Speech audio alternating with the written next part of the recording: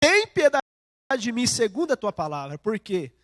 O salmista sabia como pegar Deus. Diga assim, pegar Deus. Você sabe como que você pega Deus? Pela palavra dele. A Bíblia diz que ele vela. Ele fica acordado com o olho regalado assim, ó, para ver o cumprimento da palavra dele. Amém? E quando você pega e pede a ele segundo a palavra dele, amados, ele fica sequestrado. Não tem por onde fugir o Pai. Ele está pego e ele vai ter que cumprir, amém? Ele vai ter que cumprir. Por isso, comece a se habituar com alguns versículos, ou com a palavra de Deus, e você vai pegar Deus, amém? Diga, pegar Deus. O favor dele vai te alcançar, amém? É promessa, ele vai te alcançar, porque é segundo a sua palavra. E quando eu falo desse favor, eu falo do grande amor dele, como eu já falei um pouco. O amor que não tem limites. Nós somos meio limitados, assim, pela nossa visão em questão de amor, mas Deus nos fez ilimitado também para amar. Sabiam disso? Amados, a gente pode amar assim de uma forma sobrenatural. É coisa tremenda que Deus pode fazer no nosso coração quando nós queremos realmente amar. Porque nós temos essência de amor do Pai, amém? E não essência de ódio de Satanás, aquele infeliz, que quer fazer você infeliz. Quer fazer com que você não ame, que você não demonstre amor. Nós temos a essência de Deus, a essência de amar, a essência do amor. E Deus, o que leva a Ele mandar o filho dele para morrer, como eu disse, por pessoas improváveis, que não prestava. Se você for dar um depoimento quem você era, as pessoas vão ficar escandalizadas aqui. Falei, eu não me escandalizo pelo que eu fiz. Né? Mas as pessoas ficam. Porque quando você vê a sua história de vida, talvez a gente fala assim, mas não é tão escandaloso assim, né? Mas a gente tem história, às vezes pessoas boas, pessoas comportadas, mas vai ver o histórico dela. Como que ela era em relação como filho ao pai, em relação como marido ao filho, em relação como pai ao filho. E a gente vai ver nas dívidas o quanto a gente era, e hoje. E quando a gente vê Deus dando o filho dele por uma pessoa marginalizada, uma prostituta, um ladrão, um mentiroso, uma pessoa totalmente fora, quando você vê Deus cortando o coração dele e dando o filho dele, isso não é amor? Se isso não for amor, amado, o que vai ser amor? Só isso é amor, amados. Isso é uma demonstração do favor dele. O quanto Deus te ama, o quanto o favor dele está liberado, está aberto para receber todos quantos vierem a ele. O favor dele está aberto, o grande amor dele. Ele manda Jesus para te redimir dos seus pecados, para fazer você limpo dos seus pecados. E ainda, de gorjeta, não é uma palavra muito boa, ele manda o Espírito Santo. Eu não te deixarei órfão. Jesus morreu, ressuscitou, foi para o céu, ainda manda o Espírito Santo para cuidar de você. Amado, só Jesus ter morrido na cruz já estava bom. Agora ele envia o Espírito Santo, ele está aí. Está aqui. Isso não é amor, isso não é favor? E é isso que quer te alcançar, quer alcançar a sua família, quer alcançar os seus. O favor do Senhor é para ser liberado mesmo, é para você entender que o favor, ele te alcança e alcança aqueles que estão do seu lado, amém? Diga, isso pega. E vai pegar mesmo, amado. Porque as pessoas vão ver o favor de Deus na sua vida, bem grande, ampliado, e vão querer isso, porque é isso que Deus quer. Deus quer que todos sejam salvos, que todos alcancem esse favor, que todos recebam e bebam desse favor. O Pai, Ele quer ver o favor dEle alcançando a todos. Que pena, a gente olha Campo Mourão, olha a região, olha o Brasil, e as pessoas estão longe do favor, umas sendo enganadas, achando que estão no favor, mas estão tão fora. Enquanto você tem o favor, o que você tem feito do favor do Senhor? Talvez eu falo com você que ainda não tenha alcançado o favor do Senhor, mas você vai alcançar e você vai ver como é bom, você não vai querer largar mais. Isso é um negócio muito bom, é bom demais. Quando você alcança o favor do Senhor, você não quer largar, você não deixa, porque é maravilhoso. E o Pai, de graça, misericórdia, de compaixão, Ele quer estabelecer o favor dele na sua vida e através da sua vida na terra. Amém? Porque ele morreu por essa terra. Ele convida essa terra para que receba o favor dele. E eu acho e eu creio que vai ser através da sua vida. Não vai ter outro jeito. Não, ele não vai descer de novo não, hein? O que vocês acham? Jesus vai vir morrer de novo? Tem gente que fala, se ele vir, vamos colocar ele na cadeira elétrica. Será que Jesus vai ter que vir de novo, igreja? Para estabelecer o favor dele? Ou ele tem você? Ele tem você, amados. Ele tem você. Jesus, ele chega lá no céu, segundo uma historinha, não está na Bíblia. E ele falou, Pai, acabei a obra. Está tudo certo. Morri. Ó as marcas aqui, ó Pai. O Senhor virou de costas, o Senhor não quis olhar direito. Que a Bíblia diz que Deus, ele, no Salmo 22, que Deus não quis nem ver. Ele abandonou. Que palavra forte, né? Abandonou, deixou Jesus morrer lá por causa de você, viu, amado? O Pai não quis ver os seus pecados lá, de tanto que era, até escureceu. O sol não quis mais dar luz. E Jesus chega, e ele fala, Pai, eu realizei a sua obra, cumpri tudo. E aí antes dele, porque eu já estava adiantando antes, os anjos ali falaram, Jesus, e agora Jesus, o Senhor veio. O Senhor chegou aqui na terra, o que o povo vai fazer lá? Eu deixei 12 homens. E eles vão continuar a obra. E aí os anjos falaram, ih rapaz, e se eles falhar? Porque eles já viram, né, os 12 dele falhando umas par de vezes lá. Muitos falharam lá, quando Jesus estava. Ele falou, não, eles não vão falhar. Mas e se ele falhar? Não vai falhar. Olha a fé de Jesus, né? Não vai falhar. Mas e se eles falhar? E aí Jesus teve que dar uma resposta para o anjo, né?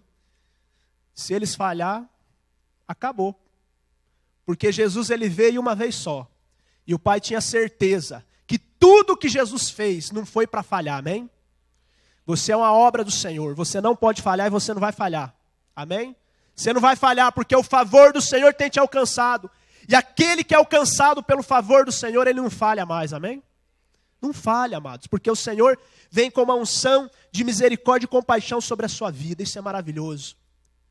E eu quero ainda, continuando, dizer assim para vocês, que quando você olha a palavra de Deus, você olha quanta pessoa improvável, quanta pessoa que nunca ia dar certo. E se ele fosse o seu discípulo, você pisava na garganta dele. Nem tanto, né? Você vê na palavra de Deus tantas pessoas que, olha, amado, se você fosse Deus e não vem essa unção de Deus sobre você. Se você fosse Deus, você já tinha descartado faz tempo. Quando você olha os personagens bíblicos, tantas e tantas vezes Deus demonstrando favor. E você olha que, por exemplo, na vida de José no Egito, o homem que sofreu, o homem que tinha tudo para desistir dos seus sonhos, e ele foi persistente, porque ele tinha um alvo, ele tinha um foco. E as pessoas olhavam para ele e falaram, esse aí tem um espírito dos deuses, de um Deus aí muito diferente, que não tem por aí. Porque ele sabia, amado, ele sabia o que era o favor do Senhor. O homem que foi escravizado, foi humilhado, foi pisado, mas ele foi alcançado pelo favor do Senhor, lá na cela, lá sendo humilhado, e foi colocado no lugar de destaque, amém? Talvez eu esteja falando com pessoa aqui que está sofrendo mais que José lá no Egito, antes do reino, antes do governo. Está sofrendo, sendo humilhado, sendo pisado, sendo cuspido, sendo totalmente desprezado. Não se preocupe não, amém, amados? O favor do Senhor está te alcançando nesta noite. Ele é suficiente para te exaltar, amém? O favor do Senhor exalta. Não pense que você está esquecido e abandonado lá na cela. Não pense que você está abandonado lá na fornalha de fogo ardente ou no meio da cova dos leões lá. Leões tudo faminto. 3 dias de jejum. Querendo comer carne. Leão gosta de carne. E se for de ser humano, ele não é habituado a comer. Acho que é um pouco melhor, mais macia. O Senhor não te desampara, amém? Tem muitos que dizem ser leões que estão querendo te tragar. Mas o favor do Senhor tem te guardado, amém? E você não vai morrer, porque quem tem promessa do favor do Senhor, ele é imortal, amém? E se você morrer, como diz o Salmo 30? Você vai ver a Deus, amém? Aleluia. O favor do Senhor, amados, alcançou Gideão. Você lembra de Gideão? Rapaz que era para baixo. Tudo para ele era diminutivo. Tudo para ele era o menor. Ele não prestava, ele era aquele cara lá desprezado, o patinho feio, da lagoa feia, de tudo feio. Nada era bom para ele. E de repente Deus tinha algo para ele, amém? Diga, Deus tem algo para mim. Toca numa pessoa bem cheirosa aí, vê se você encontra aí. Diga, Deus tem algo para você. Meu Deus, tem gente que não achou pessoa cheirosa. Vem aqui tocar em mim então. Toca aí numa pessoa cheirosa. Deus tem, amém? Aleluia. E se você não tem aquele perfume assim, você tem o perfume de Cristo, amém? Aleluia. Zela bem dessa pessoa que está ao teu lado aí, hein? Cuida dela. Cuida dela. Filho do rei. O favor de Deus está sobre ela, hein? Toma cuidado. Aleluia. Gideão, amados, ele foi tocado. E ele recebeu o favor. E ele ficou tão impactado com o favor de Deus que ele foi guerrear uma guerra. E ele tinha um exército muito bom. Um exército muito grande. E Deus foi tocando o coração dele. Falou, ó, eu vou com você, o meu favor é com você. E ele foi tendo que dispensar muitas pessoas. E foi dispensando, foi dando um desespero santo assim, né?